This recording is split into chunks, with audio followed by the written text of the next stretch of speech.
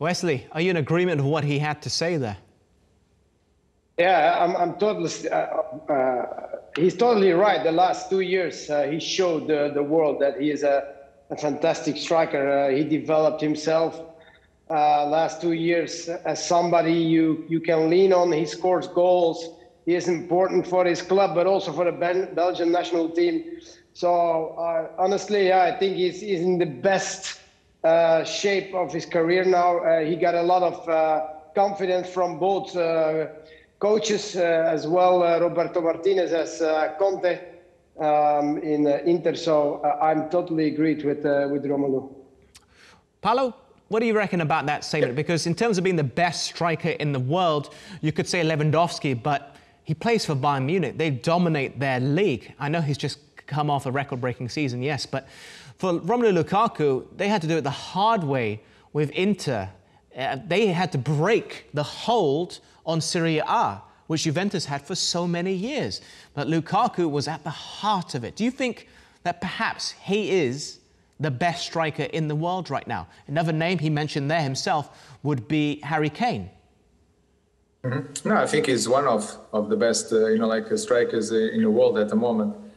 The numbers speaks for themselves. He moved to a different country, a different league. You know that the Italian league is not, the same. And he kept scoring goals. He had the confidence as well. This is what you need as a striker. Confidence to keep scoring goals. Obviously, the managers are important because they give you that confidence as well. Even when you are not scoring, they keep trust and believe in you, and the quality is there. I know Lukaku when he first came to Chelsea was a really young player with lots of work to do, but he improved so much, and he deserves all the credit that he has and what he's been achieving as well. What work did he have to do when you remember him from his days at Chelsea? What did he have to work on? And do you think he got tired of being compared to Didier Drogba? No, competition was massive, but I believe that he learned a lot with those kind of players. When he came, he was a kind of a little, kind of a diamond, but that need to be shaped. But you could see the potential and the quality of the player. Obviously, technically, he wasn't like the best. He had the speed and the physicality as well. You could see when he had space. He could beat players. Just punch the ball forward or receive the ball in the space. He had a strong shot as well, but the problem was a little bit technical, to kind of in tidy areas, to control the ball, to make kind of 1-2 combinations with some players. He was struggling a little bit, but when he moved then to West Bromwich, he started scoring goals. He improved. He kept working hard, and look what happened after.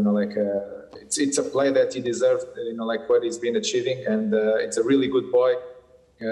He's doing really well, and you can see, the difference that he's making as well. And then for me, has to be also in that small group of top strikers in the world.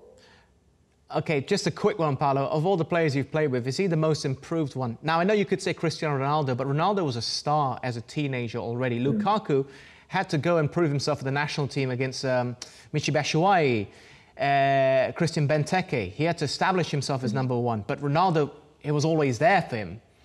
Is Lukaku the one that's improved the most to where he is now? No, definitely.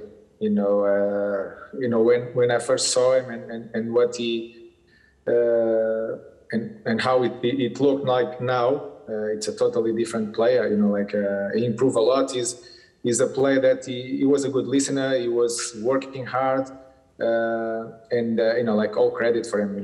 But it was different than Cristiano. Obviously, different. Was different position as well. Cristiano wasn't a striker. Was a a winger, very skillful. But also a really hard working, and he's still a Cristiano. But with Lukaku is the same. For me it was massive. He made a massive improvement, and I'm I was really happy for him as well because it's a really good boy.